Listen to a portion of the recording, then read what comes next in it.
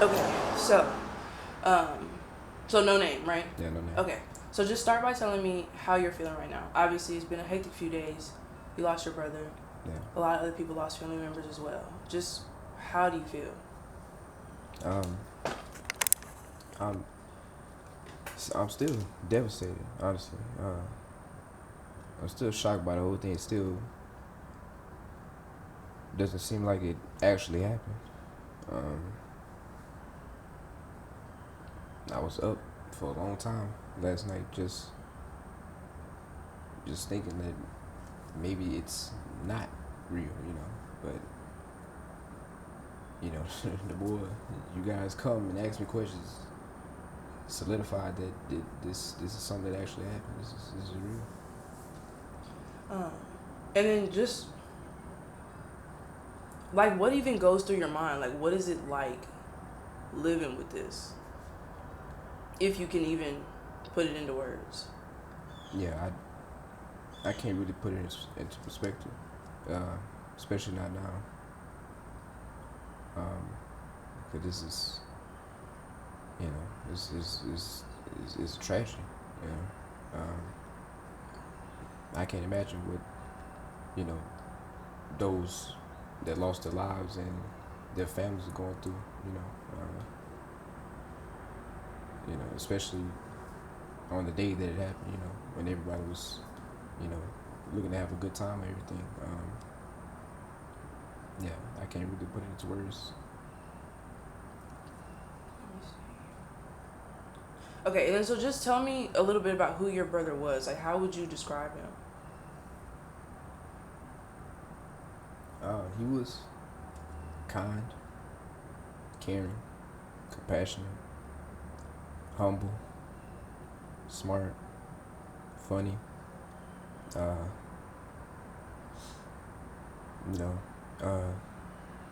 He was a good son. I think he did what he could as a husband.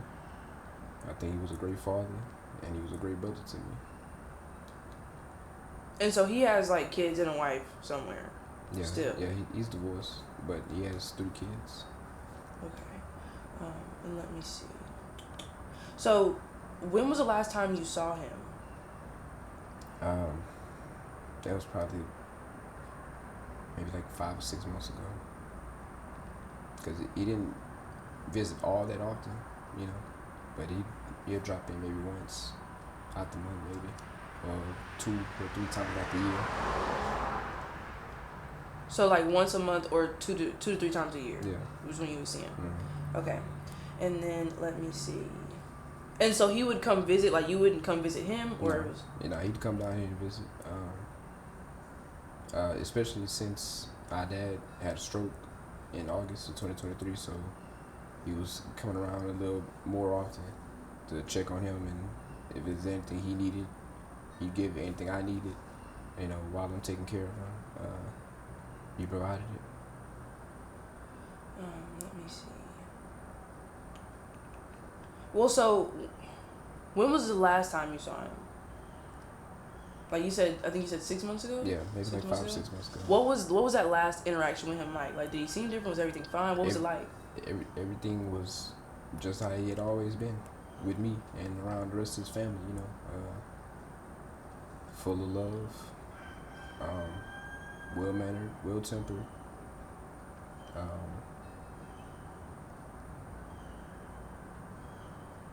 helpful,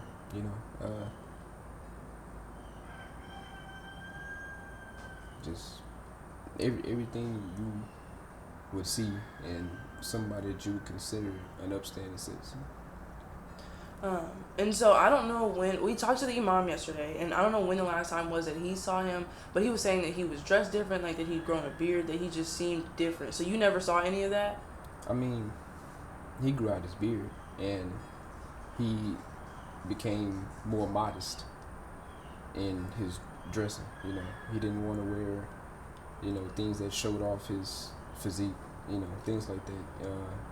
He wore more dress pants and shoes, things like that, But it didn't seem like there was anything wrong. No. Let me see. Well, so I know you mentioned that your dad had a stroke. Your parents are here? Like, they're both your My parents? dad's here. Your dad's here? Yeah. How's your dad feeling? He's devastated, just as the rest of the family. You know, because nobody's seen anything like this coming. And it's his, you know, firstborn son and everything. So yeah, it's just a shock to everyone. And let me see. Okay, so the FBI says there were 2 videos he made where he expressed support for ISIS. Did you ever see any signs of that? No, not at all. At any point? Not whatsoever. So y'all were like completely blindsided by this? Right, absolutely. Do you, like, what do you think could have led to that? I'm not sure. Like I said, 'cause this is completely out of character for him. You know, these actions, and they're also not any type of representation of what it means to be a Muslim, or any, you know, anything that's related to Islam. You know, this type of thing isn't, you know, what we condone or what we practice. So.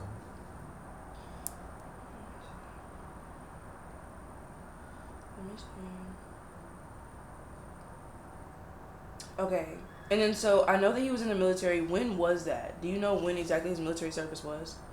No. I just know he served for 10 years. I don't know when it started or when it ended, but I know he was in the Army. Okay, and then so,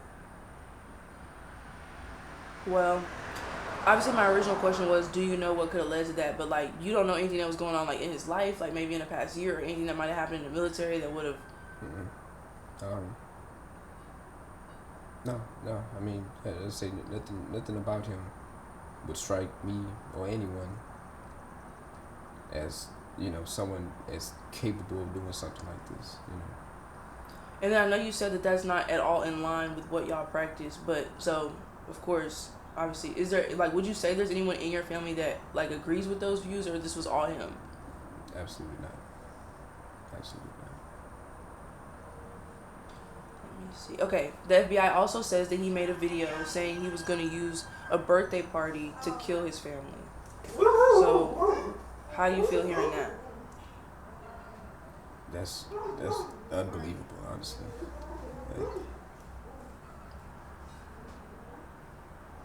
Did you know about that or no? No, not at all. No? I can't imagine doing anything like that. They said that he made a video saying he was going to use a birthday party or just some sort of family gathering to get everybody together and then kill his family. And I don't know if that means like you and your dad. I don't know if that just means like just when, like, I don't know. But like his wife, I don't know. But that's what they said he said in the video. But they said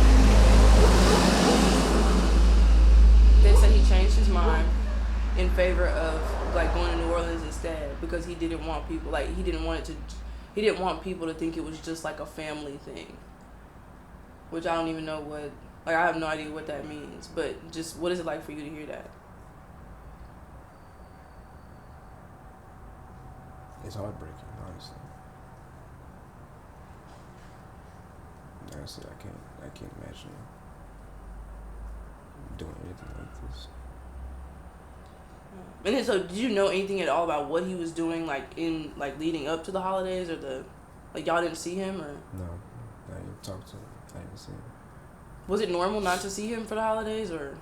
Yeah, I mean, we're pretty scattered out as a family, so I mean, you know, everybody kind of just does their own thing. So.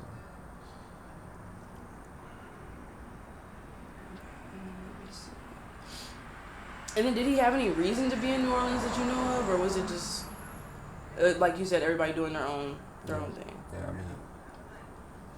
Yeah, I mean, when I heard about it, you know, obviously the first person wasn't my brother that I would think, you know, did something like this. But yeah, no. Other than that, I have no idea why he would be in New Orleans. And then, so what was your reaction when you obviously first heard about what happened? Like outside of like before they ever said who did it, and just hearing what happened in New Orleans. I was saddened. I figured it was someone, you know, dealing with some type of mental health issues, or, you know, or maybe somebody, you know, got drunk, maybe angry, you know, things like that, but not anything malicious, you know. And then just what was it like as more information came out and like you like how, first of all, how did you even find out that it was your brother?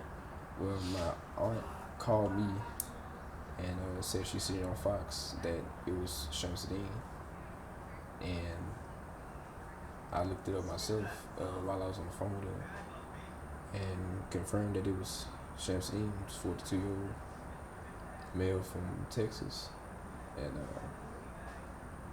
I just dropped my phone and crawled into a corner somewhere and started crying.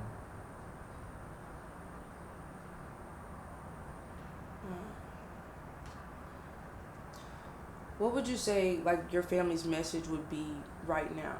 Like, is this something that can be moved on from? Is it something people should be concerned about? Are there warning signs people should look for?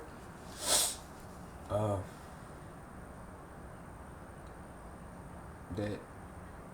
you know, our hearts, prayers, thoughts goes out to those families, those afflicted by this tragedy, those that lost their lives, and those who were there to witness it, across the world, everywhere.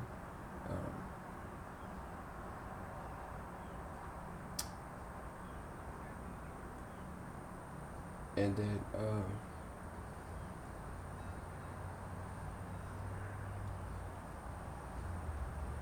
this, like I said, was, I mean, it was a blindside to everyone, his family, his friends,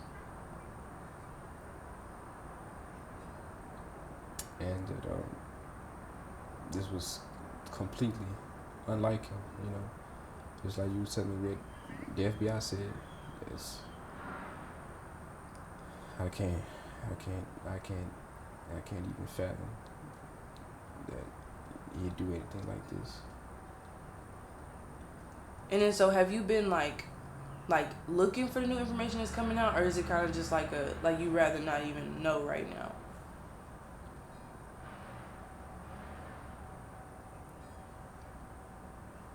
Yeah, at this current moment, yeah, I'm still processing everything. I'd rather not get any more new information to, you know, to kind of reset, you know, how I'm processing this emotionally.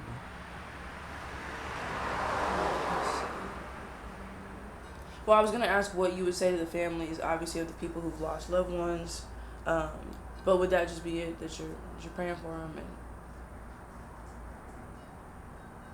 Yeah, and that, and I need everyone to understand, and the public to understand that this is in no way a representation of Al-Islam and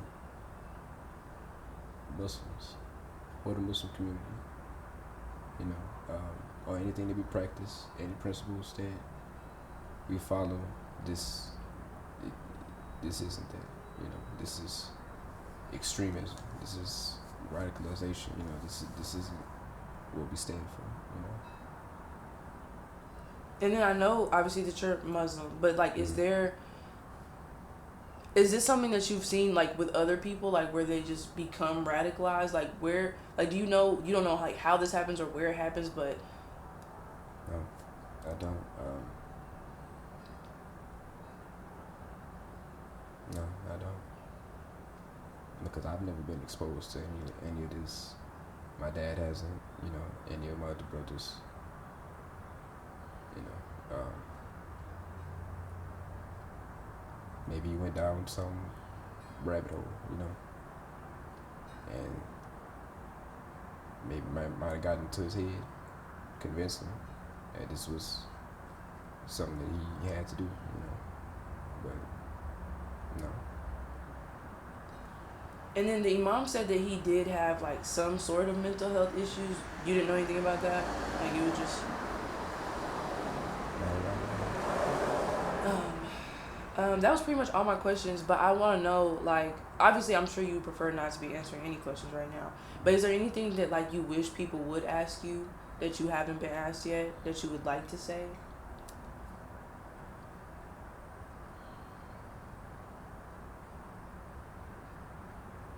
No, any questions for me and the family? No, not anything besides what I've already been asked.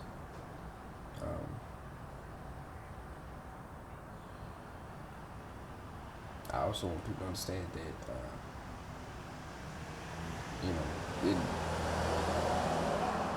despite, the tragedy that he caused, and in no way am I condoning it, I need people to understand too that he also was a person there. He still was a person, a father, a brother, a son.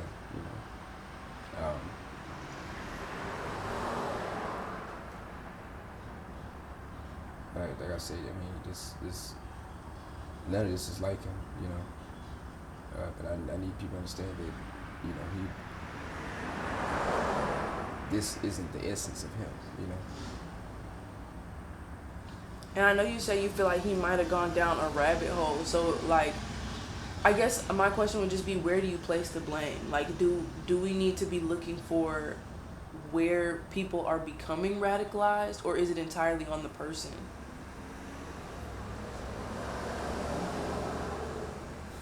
Well, I mean, because there's extremism in anything, right? So I'd put the blame on those who push that agenda of extremism and radicalization, and in all parties, on all sides. And I think for the individual, it might just be who's more susceptible to it. But I think if you want to point out what the problem would be, it would be those groups who promote that extremism. Okay, and is there anything you want to say that I didn't ask? And then just again about like the whole, like on the subject of being Muslim, what would you say it means to be Muslim? What is it about? Well, it's a religion of peace. To be a Muslim just means that you believe that there's one God that we all believe in, the same God that Christians believe in, and the same God is the same God that Muslims believe in. That there's no distinction between us. There's no, fight between us. There's no this or that side of the fence. That we're all supposed to be together, in harmony as believers and as human beings, most importantly. It's a religion that promotes righteousness, being kind to others, giving and charity, the needy, being humble, things of that. And that's the type of person my brother was. Those things are the principles that he uphold with himself and his demeanor and how he carried himself. Okay, and I think that's everything I had.